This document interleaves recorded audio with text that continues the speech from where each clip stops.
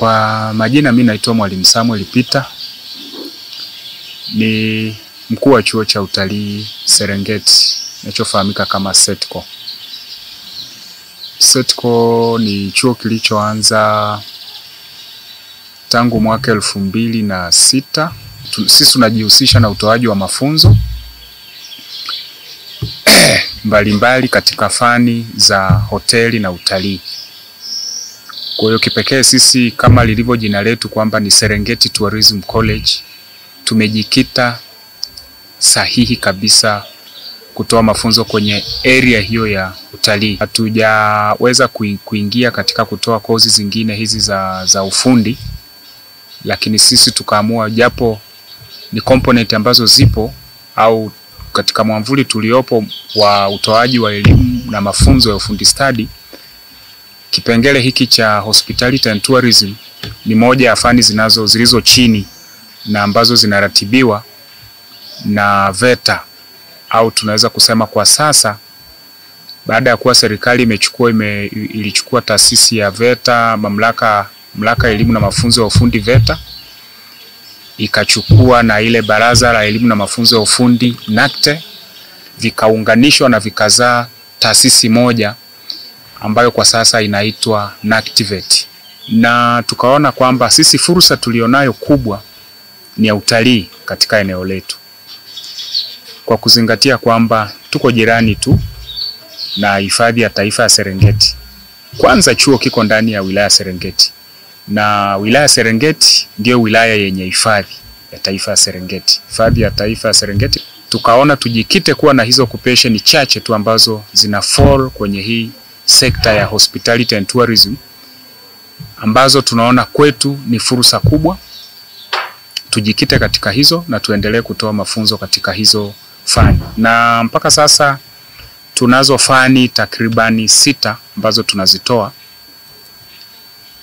kiwa na fani ya uongozaji wa watalii kwa maana ya tour guiding, tuna fani ya travel and tourism management, tuna fani ya housekeeping and accommodation operation, tuna fani ya food production and culinary art, tuna fani ya food and beverage services, na tuna fani pia ya front office and reception in tourism. Tuna kozi 4 zinazo fall kwenye ambazo ni kama idara za hotel, kwa sababu unapokuwa kwenye hoteli tuna idara ya mapokezi ambapo hiyo inakuwa inazaa fani ya reception, front office. Tunakuwa na idara ya jikoni ambayo hiyo inazalisha, tunatakiwa tuzalishe mashef ambao ndo fani ya food production. Lakini tuna idara ya uhudumiaji wa vinywaji na vyakula ambayo hiyo tunatakiwa tuzalishe wait and waitress ambao ni professional, hiyo fani yake ndo inaitwa food and beverage.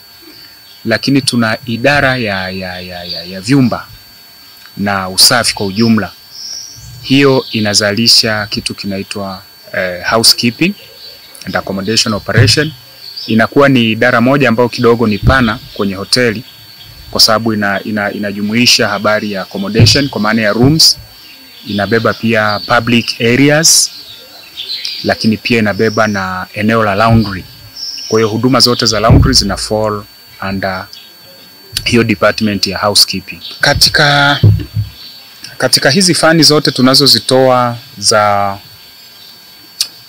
za hospitality ambazo ziko fani 6, ninaweza kusema zote zinapendwa, lakini kama ilivyo kwa vitu vingine kwamba utakapopeleka sokoni au aidha matunda na nini, yote yanaweza kuwa yanapendwa, lakini inaweza likajitokeza lile ambalo pengine watu wanaweza wakaona kwamba inaweza likao ni favorite kwao au watu wakalipenda zaidi.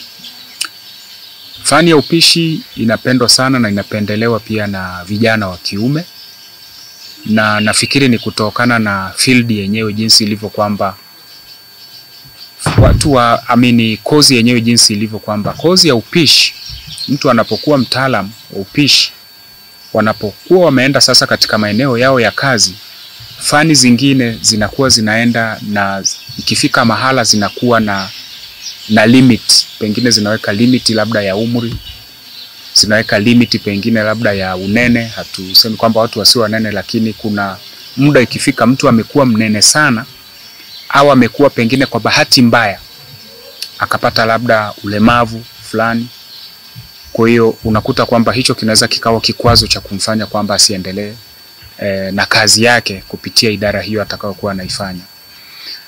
Lakini kwa habari ya food production hii ya upishi, inaonekana kwamba watu wengi wanaipenda kwa sababu kwamba wenyewe ni ufundi ambao mtu anakuwa nao, na actually anaweza akaufanya mpaka hata akawa mzee kwa umri kabisa, ule umri mkubwa, mtu wa miaka 60, 70 anaweza kuwa bado anafanya hiyo kazi na asione kama ni shida yoyote. Kwa hiyo hicho nadhani kinaweza kuwa ni moja sababu ambayo ina motivate watu wengi kupenda hiyo fani ya jikoni kwa maana ya upishi, na akawa pengine ana mtaji, anaweza kufungua mgahawa wake, anaanzisha mgahawa, anaanza kupika chakula, anauza, na tayari ameshajitengenezea nafasi yake ya ajira. Lakini siku 2, 3 tayari anatafuta mtu mwingine pia kuweza kumsaidia, wanakuwa 2, 3. Alikuwa mmoja na sasa ameshazalisha tena nafasi nyingine 2, 3 za ajira kwa vijana wenzake. Tunapokuwa tunafanya orientation au tunafanya career guidance kwa vijana, kabla sasa hatujaanza mafunzo rasmi, tunawapitisha katika maeneo yote kuambia kwamba hiki kinafanyika hivi, hiki inafanyika hivi, fani hii inafanyika hivi. Pamoja na kuwa mtu anaweza kuja na chaguo lake, lakini anavofika lazima tufanye pia career guidance kulingana na mtu mwenyewe, jinsi tulivyomuona, tumshauri kitu anachoweza kukifanya. Au kwa mfano mtu amekuwa mnene, pengine amekuwa mazingira ya kazi, afya imekubali, amekuwa na unene na uzito umeongezeka, kwa muda mwingine anashindwa kumove, kuwa mtu ambaye ni active wa kumove haraka, na hiyo ni kazi ambayo inahitaji mtu wa move kwa haraka kidogo. Tulivyoanza mpaka sasa tuna vijana ambao wameingia kwenye soko la ajira ambao ni zaidi ya 1500. Kwa hiyo ni idadi kubwa ya vijana ambao tayari tumeshawatengeneza na wameshapita kwenye mikono yetu hapa, na tumeshawaingiza kwenye soko la ajira ambalo liko jirani yetu. Na soko lenyewe haliko mbali, soko liko tu Serengeti hapa ndani na nje ya hifadhi. Kwa hiyo kwenye humu ambao wa ekolojia ya Serengeti sisi ndio tunaodili nao. Na kama mnavyojua kwamba unapoongea habari ya utalii kwa hapa Tanzania, huwezi ukazungumza maneno 2, 3 kabla hujaitaja Serengeti. Kuna utaratibu wa kuwatafutia nafasi za kufanya internship kwenye hayo maeneo, kwa maana ya kujijengea uzoefu na kupata exposure za hapa na pale. Kwa hiyo unajikuta kwamba kwa asilimia kubwa wengi wanaweza kuwa outsourced, wanachukuliwa na hayo makampuni kwenye makemp, kwenye maloji, na wanapata mkataba wa kazi. Lakini kuna yule anayeweza kuhitimu, akatimu mafunzo, akafanya internship, akamaliza, lakini hachukui pia muda mrefu. Anaweza kuwa nafasi zinapokuwa zimetangazwa kulingana na umahiri wake alionao, ana apply, anapita katika mchujo, na kujikuta kwamba wanafunzi au vijana kutoka katika maeneo haya ya Serengeti idadi inakuwa ni ndogo ukilinganisha na idadi ya vijana wanaotoka katika maeneo ya nje ya wilaya Serengeti.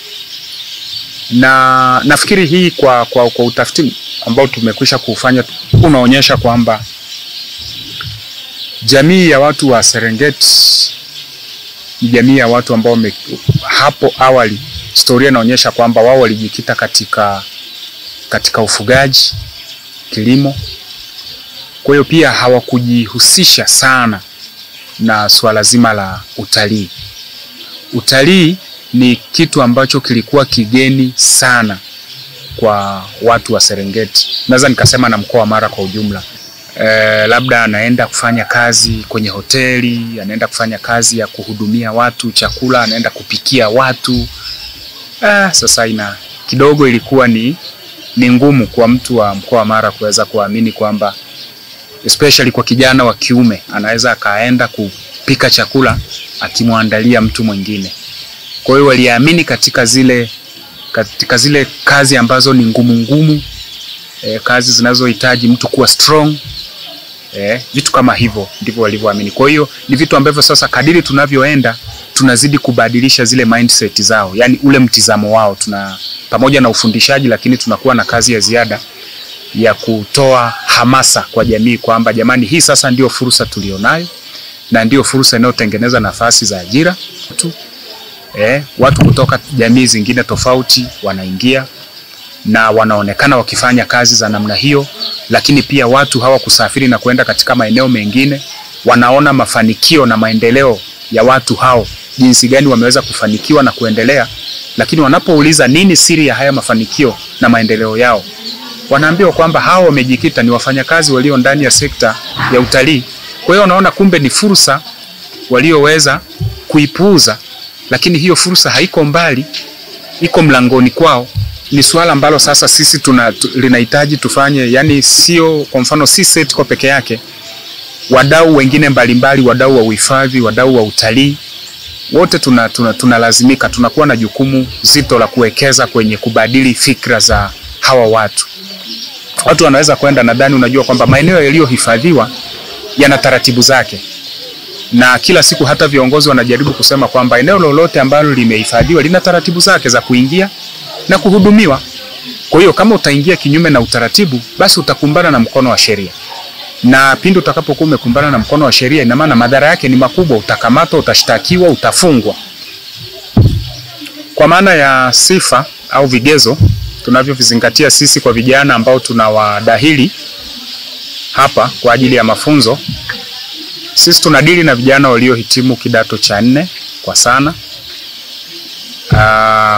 vijana waliohitimu kidato cha 6 kwa maana ya form 6, lakini pia tunachukua na vijana waliohitimu na elimu ya vyuo vikuu. Kwa maana kuna mtu anaweza kuwa amehitimu level ya degree na faculty au fani aliyoisomea pengine amekuwepo mtaani kwa muda mrefu, na ukizingatia hizi fani ambazo unakuta si fani zinazolenga kumpa mtu ujuzi huu wa kufanya kwa mikono, kidogo unaweza ukakuta soko la ajira limebana. Kwa hiyo tumekuwa na hiyo program ya kuchukua hao vijana ambao wanakuwa wamehitimu vyuo vikuu lakini kwa fani zingine, wanakuja hapa. Tuna kozi maalum ambazo tunawafundisha walau za kuanzia miezi 6.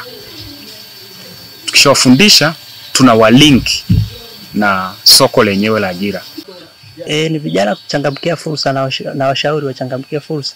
Ukija hapa unapata kitu tofauti, ni tofauti na kukaa huko mtaani. Ukija hapa kuna vitu utajifunza. Utajifunza na utajiajiri. Tofauti na kujiajiri tu, na kuna fursa ya kuajiriwa. Mimi nafurahi sana kuwa mwanafunzi wa Setco kwa sababu ni chuo ambacho kina manufaa makubwa katika jamii. Naweza nikajiajiri mimi na nikaajiri watu kupitia knowledge niliyopata.